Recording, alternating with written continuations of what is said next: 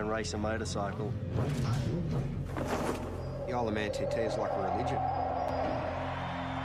It's the oldest motorcycle race in the world. You can stand on the footpath and you could literally reach out and touch the riders going past at close to 200 miles an hour.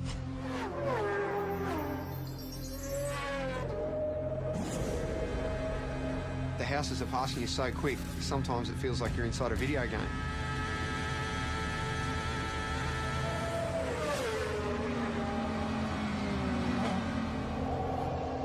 It's frightening.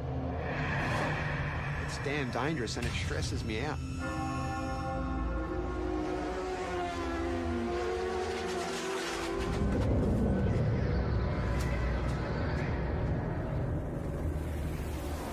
Unless I'm very much mistaken, Mark, this is the greatest motorsport event in the world.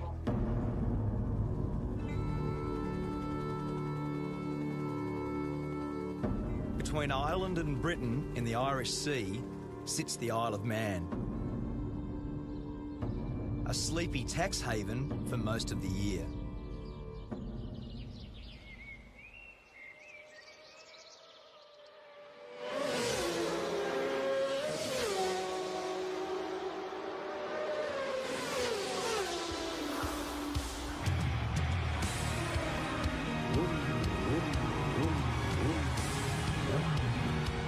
I've come here to witness the most dangerous road race on Earth.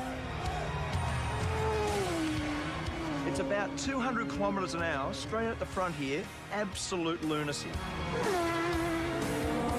I want to find out what drives these riders to test themselves and their machines in a brutal event called the TT, the Tourist Trophy. There's a lot to get right and a lot that can go wrong, so it is part sprint race, part endurance race, and it's a time trial, so it's so unique. Peter Brock used to say that great racetracks have got consequences. The Isle of Man TT is the ultimate road course. It's the fastest, wildest and most dangerous racetrack I've ever seen. And for the riders that compete here, there is absolutely no room for error.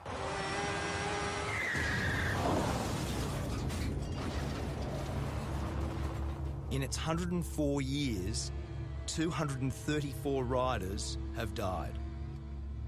It says on the back of your pass that motor racing is dangerous. This is dead set dangerous, isn't it? It is. It really is. It's frightening. Aussie rider Cameron Donald is one of over 200 starters this year. And when you add the fans, it's like an invasion. With Cameron is his girlfriend Karen, herself a keen motorcyclist. They've been planning for the race all year.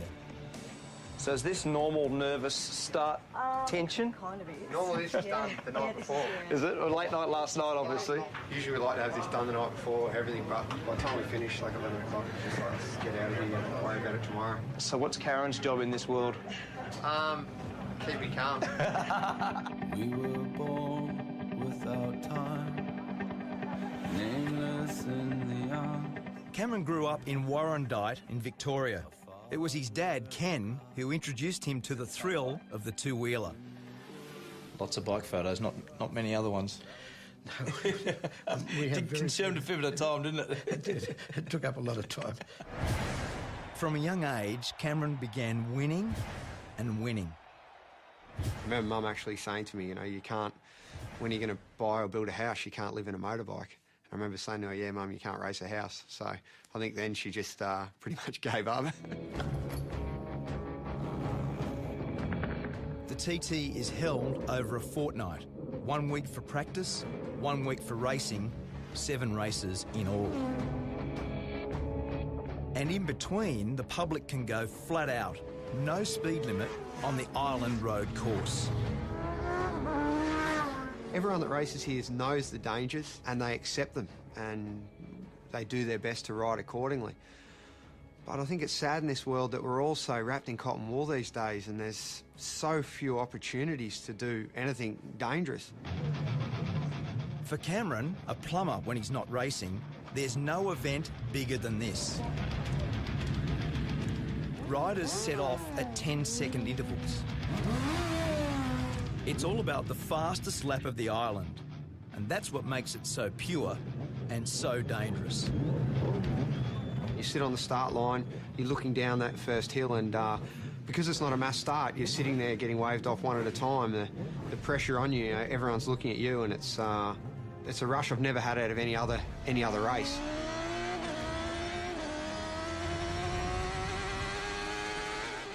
There's just so few events in the world where we can do such a thing, you know, where you can close off a road and race a motorbike around it. It's such a beautiful thing. 61 kilometres of public roads. Over 200 corners to be negotiated. Top speed, 330 kilometres an hour. This isn't a track. This is a country road. Like, let's not get this wrong. And it's fast. My friend and 5 times world champion Mick Doohan has come here for the first time. Sort of madness, you know.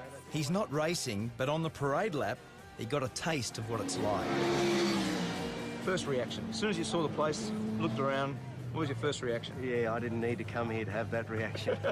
It's just, you know, as I say, it really, you know, it is absolutely just beyond your wildest dreams to think that you could come here and race a motorcycle.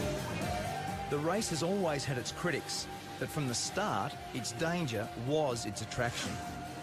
Back then, racing was banned in England, and the island was the only place where there were no speed limits. The TT was born. The voice of motorsport, Murray Walker. You've got a great history here, haven't you? You've been how many years? First of all, let me say it's great to see a great Australian at a great race. To answer your question, Mark, I first came here in 1925. I was born in 1923. My father won here. I don't know how many times I've been here. Many, many, many times. In his 88 years, Murray Walker has seen some very good riders. And impressing him this year is our Aussie rider, Cameron. He's got a good bike, he's got some good backing, and he's still got the most important race of the week to come. So maybe, hopefully, he'll get it done. Each time Cameron sets out is an exercise in courage.